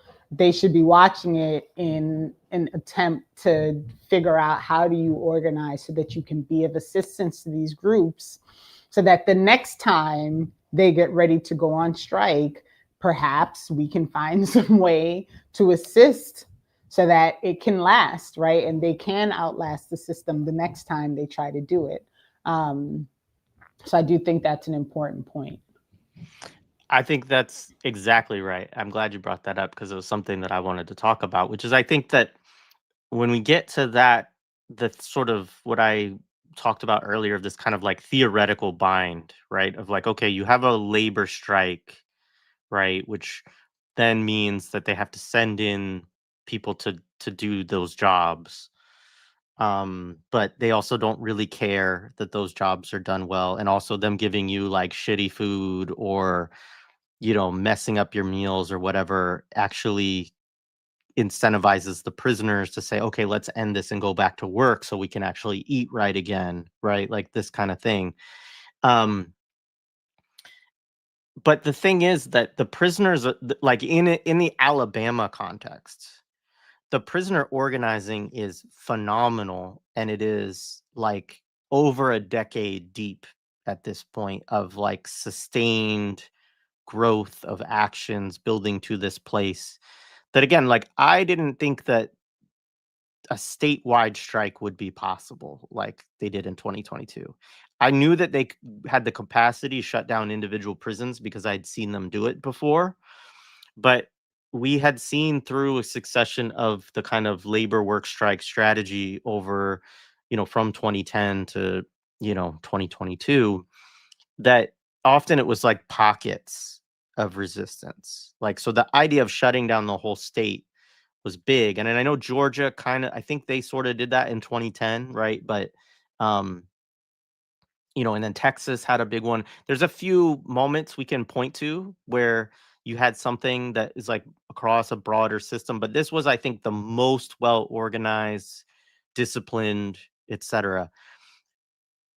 But a big issue that they kind of allude to a little bit is like it's like okay, they talk about the families like showing up to rallies and stuff like that, and that has a role, and it's also something that Free Alabama movement has promoted, and I think it was in 2023, like the end of 2023, maybe 2024, that they pushed to, have more outside marches, and I think they even got, like, PSL involved and stuff like that in Alabama around some of that, um, but, they've been trying to like, my point is that they have their shit together inside, but people on the outside, we don't have our shit together, right? So it's like, and I believe there has to be an outside component to this in order for it to really be effective. Because otherwise, I think you get in that place where the system's logics are such that they don't, the system doesn't really care what happens to the prisoners, right? So they're not going to meet the demands of the prisoners on their own level, right? They'd have to be pressured by capital, I think, right? Which also means they'd have to be capital would have to be pressured by labor on the outside as well. And we're far right now from that type of outside coordination and action. But I think, and I mean, like, I'm open to, like, that's just theorization by me. I'm open to all other possibilities of what outside action could look like. But to me, that's the bigger issue right now, is that whatever there is in terms of a prisoner solidarity movement, prison abolition movement, prison reform movement, because some of the things they're asking for are legal reforms that states could do. And I sometimes don't love the like reformist reform, non-reformist reform kind of stuff, but I do recognize that the reforms they're requesting are non-reformist, right? There are ones that, meaning that they are ones that are designed to produce opportunities for decarceration, right? They're not going to lock more prisoners up Right. or further like carceral logics and the imprisonment of more people through moves like the ones that they're suggesting, right? But like, what is the outside apparatus, array of forces, etc., that's going to like make that a possibility? And I think that's the component that's disorganized or missing altogether, right? And I think that's like where I would hope that people watching that movie could come away with is like a question about, okay, well, like just what you said, like what can we do on the outside to actually put ourselves in a position to be able to support something like this?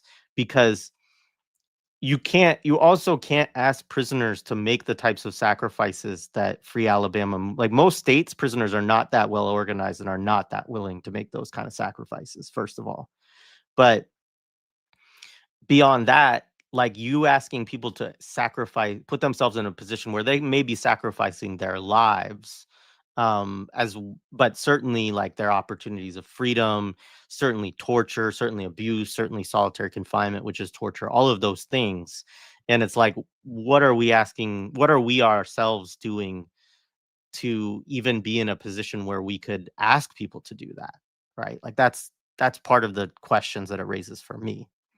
Yeah, that's part of all organizing, right? Like with anything, and I find this, I think, to be in general one of the bigger issues, is because to organize for all of our liberation and all of our access to resources and all of our, the redistribution of wealth and all of these things, it means we all have to give shit up, right? Like you can't, just like you said, like you can't even organize your workplace. Like we can't even get people to stop going to fucking Starbucks or stop going to Dunkin' Donuts or stop shopping at Home Depot. All these places that are helping to build police training facilities everywhere, right? Like and this includes me, right? Like I'm not the only one. I watched NFL games yesterday. I'm just as guilty of not giving up our little pleasures, right? And so I find what you just said to be really poignant. Like, you're asking people who have already given up basically everything that they have, because if you are behind prison walls, you have very little that's quote unquote yours, right? And even whatever is yours in the moment that it's yours, somebody could just walk in and take it and it's not yours anymore, right? And so to ask anybody to further give something up given those conditions, it's a big ask, especially coming from people who are outside and unwilling to stop drinking fucking Dunkin' Donuts, right? Like, guys, like, like it's sorry, my dog just is going, sorry. Oh Lord. No worries. Sorry, mute, sorry, go ahead. No, it's fine. Yeah, I mean, I think the flip side of that, I would say, is that for folks who are in regular communication with prisoners, like people who do outside solidarity work in organized fashions. Brooke was in the chat from Oakland Abolition and Solidarity, right, which is one such organization. That prisoners that will come to you also. I mean, it's that process, like you build a relationship, you provide services, etc., right? So part of what I wanted to say too is it's not really necessarily about asking. If you're doing the work right, I don't think it's necessarily about asking people inside to do something. It's being prepared to respond and support, and thinking about the ways that support can look when they are ready to do something like that. But it is also on the outside, like preparing for that moment, like doing the organization. Like a lot of what they do have in Alabama, in other places around the country, in other places in the South, but really everywhere, is like, there's often like Facebook pages of families of incarcerated people and stuff like that.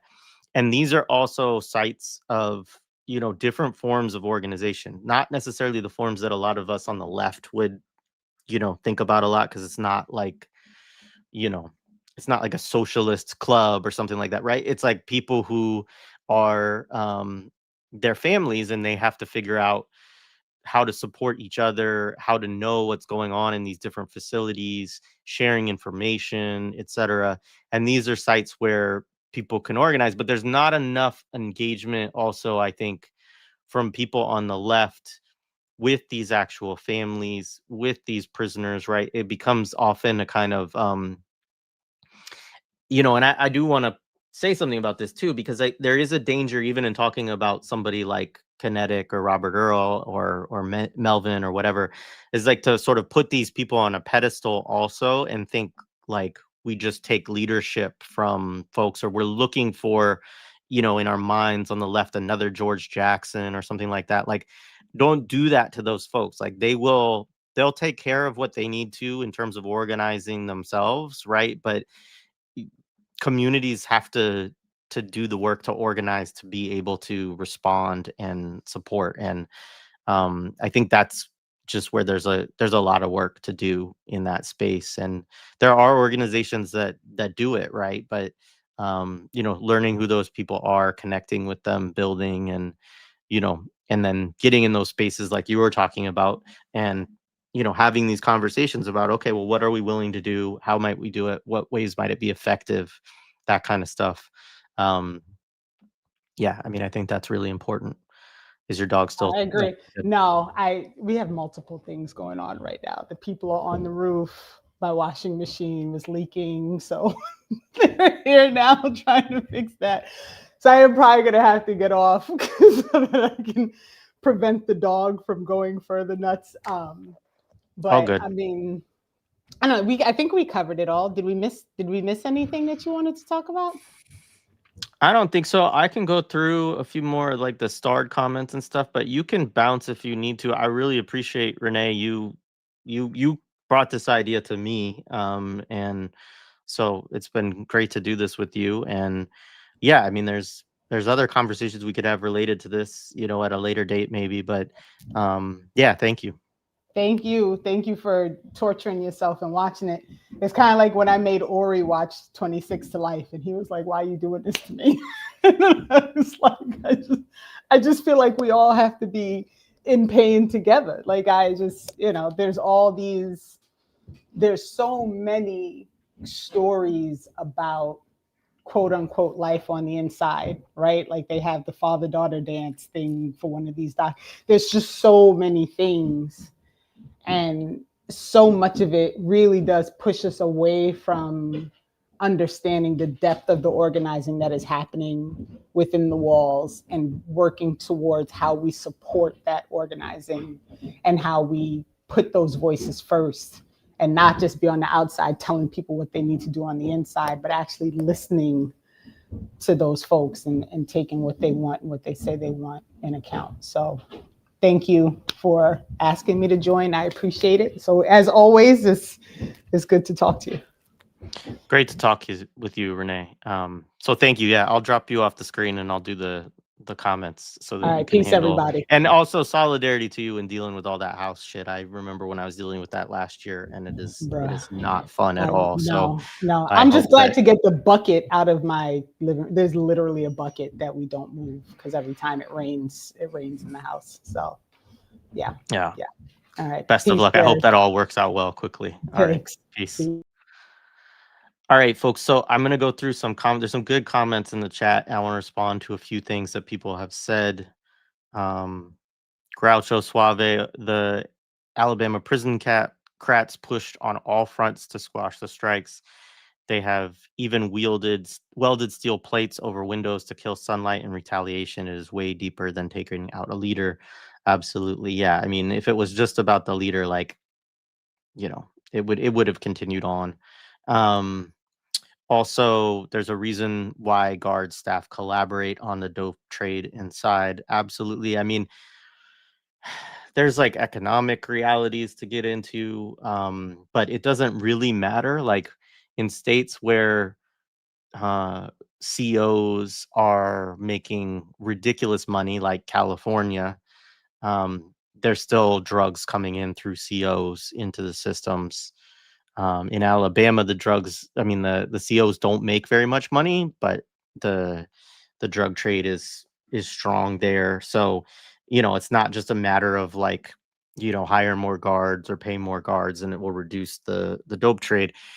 They don't care. And actually, I think the system um wants drugs in the facilities, and um for multiple reasons. I mean, it does, again, they kill people, right? Like they're okay with that. And if people die of drug overdoses, then, they can say, well, the prisoners did it to themselves, etc. But also just, I think that they probably view that prisoners who are high all the time are easier to manage, right? Or are less, you know, um, yeah. So it's all of that. It also produces all of the kind of fucked up interpersonal relations in prisons associated with the illicit trade and everything. So, um, and related to that, the tune out and the vicious commerce inside, it is a huge break on anything being possible inside. And I think that's probably the most important point, is that the drugs themselves are a tool for crushing the organizing and the revolutionary activity. Um, Social murder bringing about policy decisions that cause mass death, premature deaths, but nobody to prosecute, right? And that's the thing. It's all, I mean, it does center around this one particular prisoner who happens to be white, who was killed. This is another area that I'm a little bit critical of the film. You know, you pick a singular white prisoner, right? Not to say that there aren't white prisoners in horrible conditions in Alabama, but it seems like an appeal to a white audience there to do that. They don't show any of the families of the black prisoners who are killed.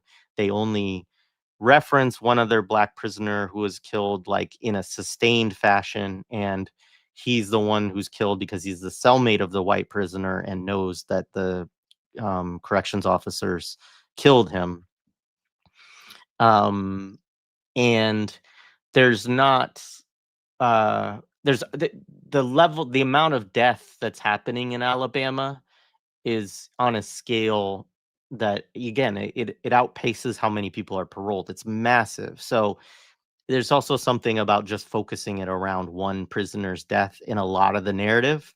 It's not all of the narrative. Like I said, Free Alabama movement is a part of it. The strike is a part of it. There's different representations in the film, but I still felt like that was, um, I didn't love that narratively within the film, the focus on that one white prisoner and his mother. Even though obviously he should not have been killed, and all of that, of course. Um,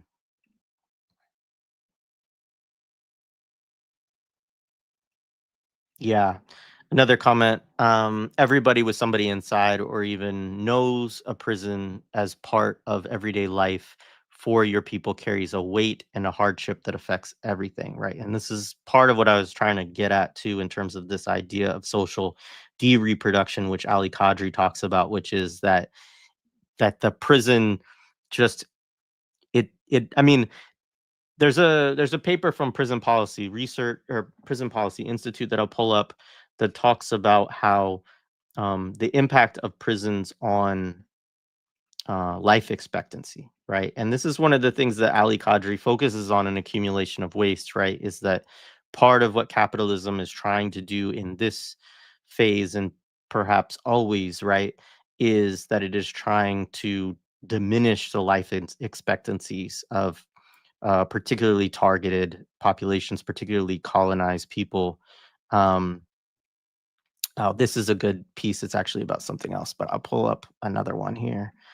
Um, I mean, that piece talks about economic justice, and it talks about how, like, the debt that prison families are saddled with and everything else is one of the big economic drivers. Um, so here's the piece uh, on life expectancy. So this part here, so each year in prison takes 2 years off an individual's life expectancy, right? I mean, that's just amazing to think about, like the public health implications of that 1 year incarcerated will take 2 years off of your life expectancy. And with over 2.3 million people locked up, mass incarceration has shortened the overall US life expectancy by almost 2 years. And, like, obviously, if you looked at specific instances and specific targeted groups, if you broke that down by race, gender, ethnicity, all of these things, like, you are going to get even more staggering results. And so, that's part of this question. The Stafford Beer quote that the purpose of a system is what it does, right? It's literally like shortening life expectancy, producing, um, premature death.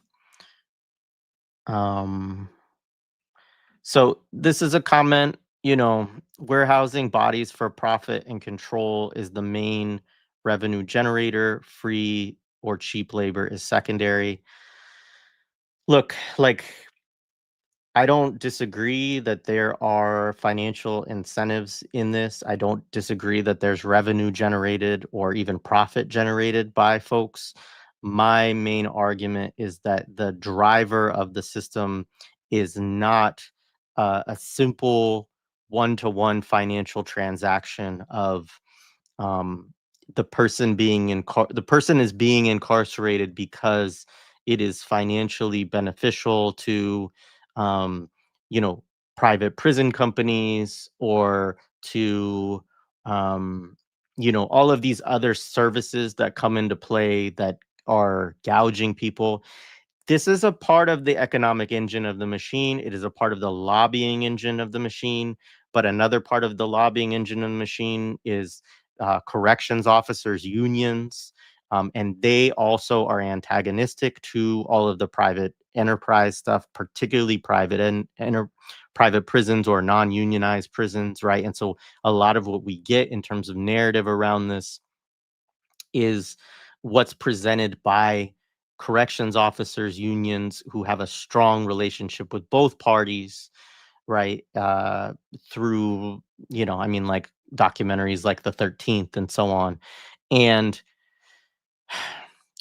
when you have a captive population of 2.3, 2.5 million people, when you have a churn of people who go in and out of the prison, that's something like 11 million people a year in and out of prison and jails. A lot of those people are also recycled. So I think it's like 4.6 million, but many people go in multiple times per year. All of this, right? It's, we're talking about something that's the size of many nation states. We're talking about something that is certainly larger than a majority of states in the United States in terms of like its kind of population that's flowing in and out of it. So there's going to be all kinds of vultures, all kinds of profiteers, and there's going to be financial incentives involved. Absolutely. Like one of the big ones they talk about in the movie is that part of building these mega prisons in Alabama is that it is a financial boon to the construction companies that are building it, right? To construction labor that's doing it, right? And so there's money. Anytime you're talking about something this large, there's money.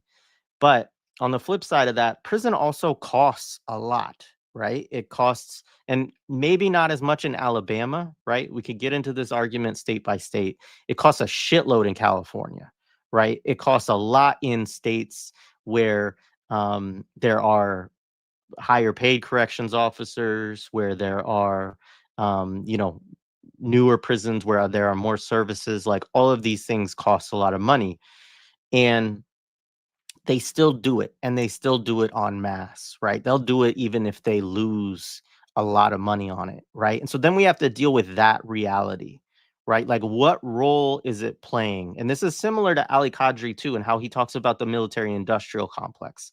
Like we can talk about how um, war produces profit for Boeing and Raytheon and Northrop Grumman, all of these like military contractors, right? People who develop rockets, people who develop, weapons, all of this stuff. Obviously, it's profitable to them. But part of Kadri's argument is it's actually profitable to the capitalist system as a whole. Like it is a generator of wealth, and that to get to that place, you have to do some deeper theoretical work that again gets to that place I think he's driving to, which is that you're beating down labor, right? You're beating down Black self-determined autonomy, nationhood, etc. Like you're beating down, migrant communities, right? All of these things, so that then that the predominant attitude in those communities, that the goal of these systems is to produce a counter-revolutionary or an anti-revolutionary consciousness, so that those people will just go to work. They're like, I just want to keep my head down and do my job, right? I'm not going to worry. I want to be an entrepreneur. I want, I want to be a good capitalist. I hope I can make $1 million one day, right? It's this producing this narrow neoliberal kind of ideology. That is the goal. And that plus the social reproduction, the destruction of revolutionary consciousness, the destruction of community.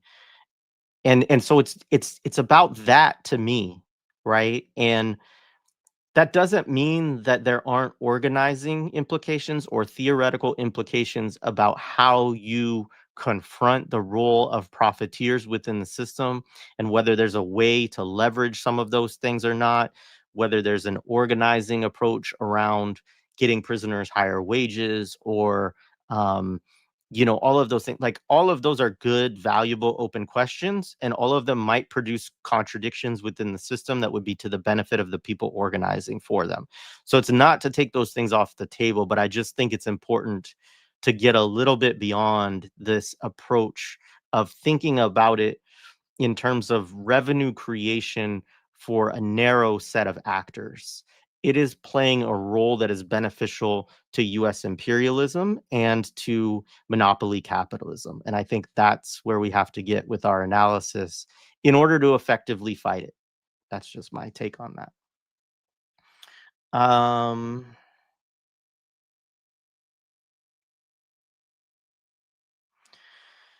When it comes to citizens relying on mythologies, licensing, and endorsing prisons, this is where the recent explosion of true crime genre is a real problem. Yeah, I admit this as somebody who has you know, I don't know if I would say I'm a true crime fan, but I do get hooked on, various versions of detective thriller and propaganda and stuff like that. And yeah, there's this stuff is everywhere. It's like the water we swim in, unfortunately. Yeah, I appreciated these comments about mental health and disability services. Do we have any idea how many prisoners have attempted to reach mental health disability services and the services are just not there? There's a disability thread in this convo as well. Mental health disability services in the outside in particular. Yeah, I don't think we have any good data on that. I don't think it's something that's well researched. Maybe somebody's doing that work and I don't know about it. There's plenty of work around mental health and prisons and disability in prisons, and there's a lot of good work within that. Um, and so probably within that arena, there is stuff that deals with some of what you're talking about specifically.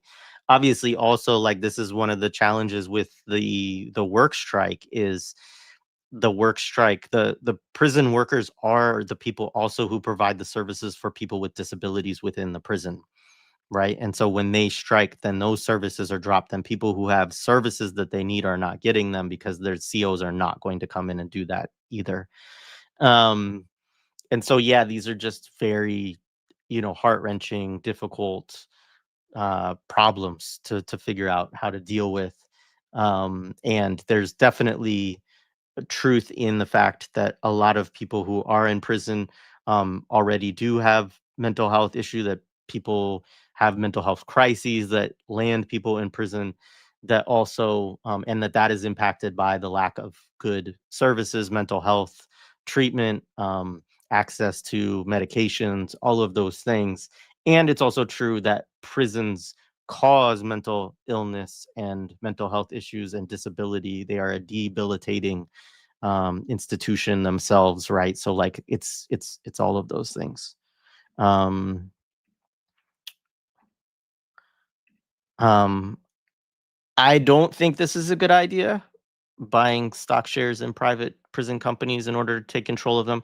I mean, for one thing, and I know this always gets into debates that I don't love, but, like, private prisons do not represent a large share of the marketplace for prison beds when we're talking about on a national scale.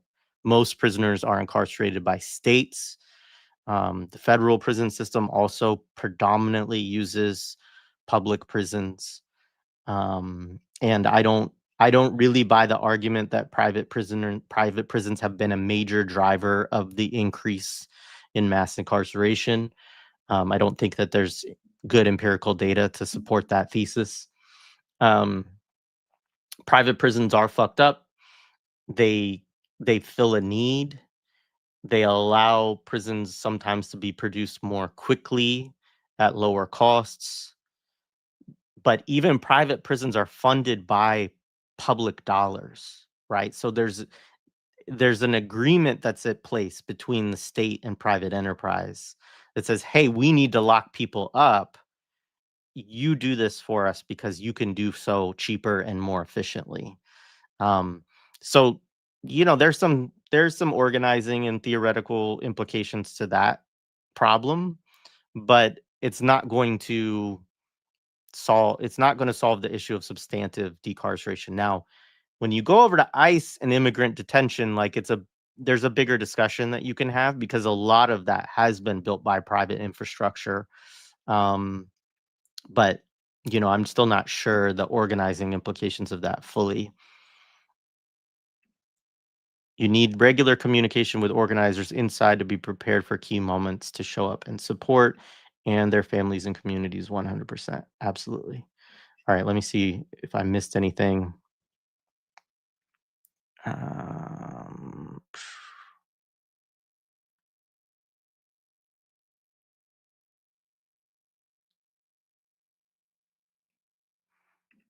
if the money put into prison construction alone was put into communities to deal with poverty and provide quality education. Yeah, I mean, this was one of it's kind of I don't want to say funny because none of this is funny. It's all like, I mean, I have a kind of morose sense of humor that people have probably gathered over the years from the show. But Kay Ivey at one point is asked about like if she's still planning to take the money out of the education budget like directly, right, and use it to fund the construction of the prisons. And she like I think doesn't answer the question, but like it's pretty clear from her answer that the answer is yes. And I don't know where this all stood. I know at one point, or my recollection, let me put it that way. I don't want to say this is fact, but my memory at one point is that they were talking about using the COVID relief money to fund the prison constructions in Alabama. I don't think that actually ended up happening, but I remember there was a conversation around it. Um,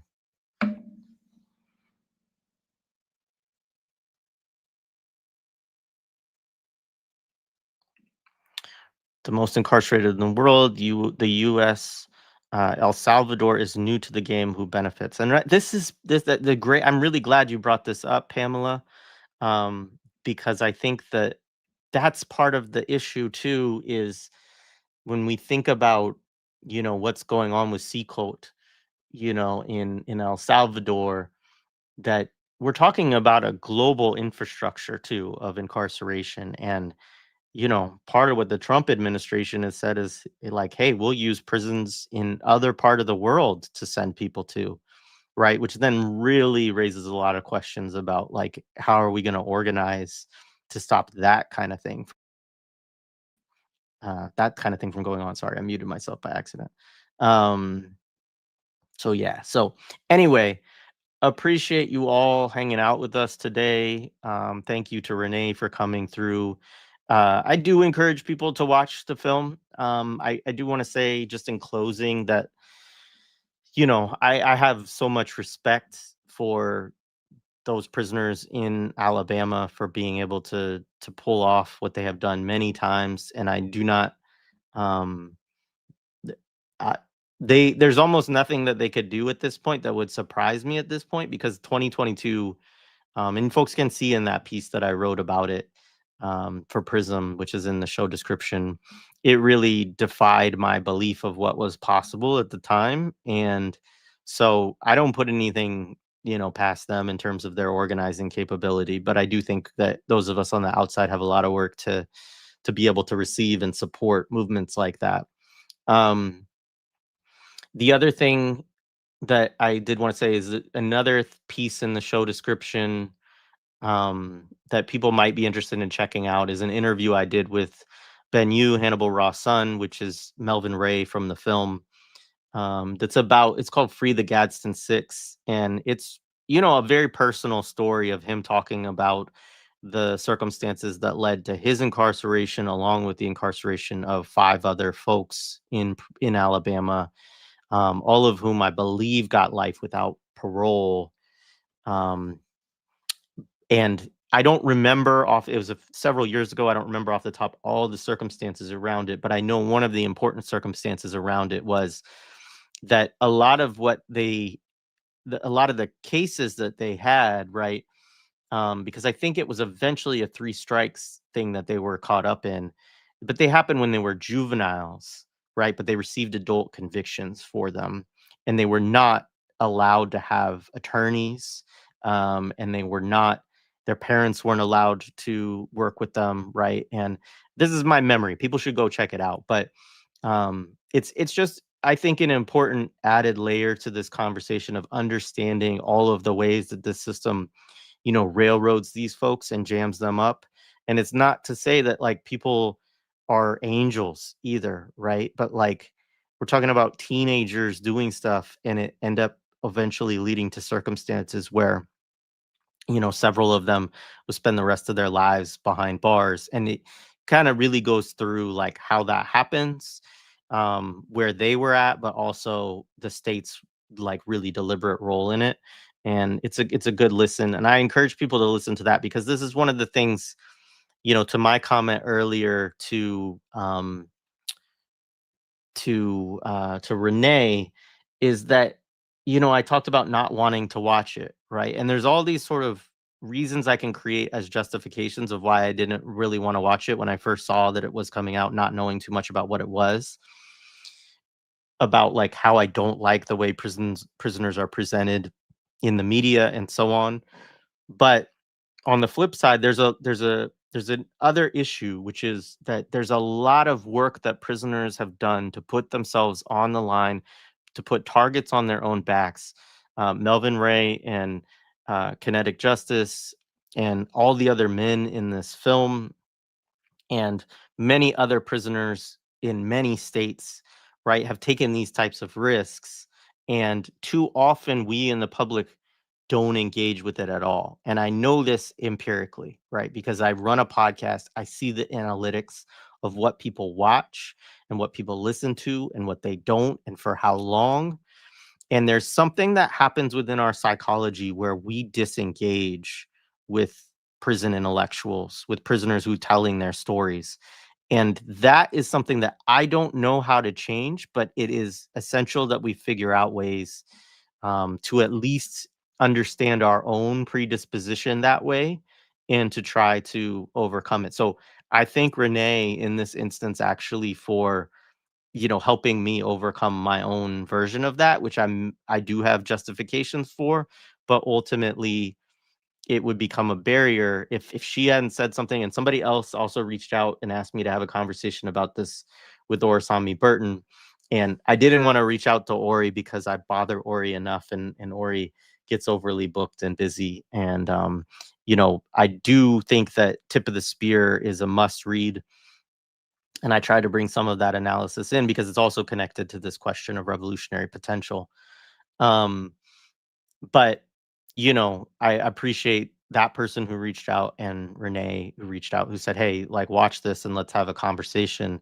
And I think we need to kind of do that with each other and, push each other to engage with these things, whether it's, something that gets written, whether it's, in, whatever, Truth Out or Prism Reports or like one of these publications that will cover prisoner organizing or individual prisoner cases and things like this. Like, engage that stuff because there's a lot going on and there's a lot of knowledge that's being shared in this film from the prisoners directly to us that I think we need to engage with in a meaningful way. So I will leave it there. appreciate you all. And I won't be here tomorrow because I'm recording something that we're going to release later that I'm really excited about. And then I will be back on Friday with Mtume and Dylan Rodriguez. We're going to watch Prince of Darkness from John Carpenter and talk about that. And then I'll have some more stuff maybe early next week as well. So, all right. Have a good week, everybody.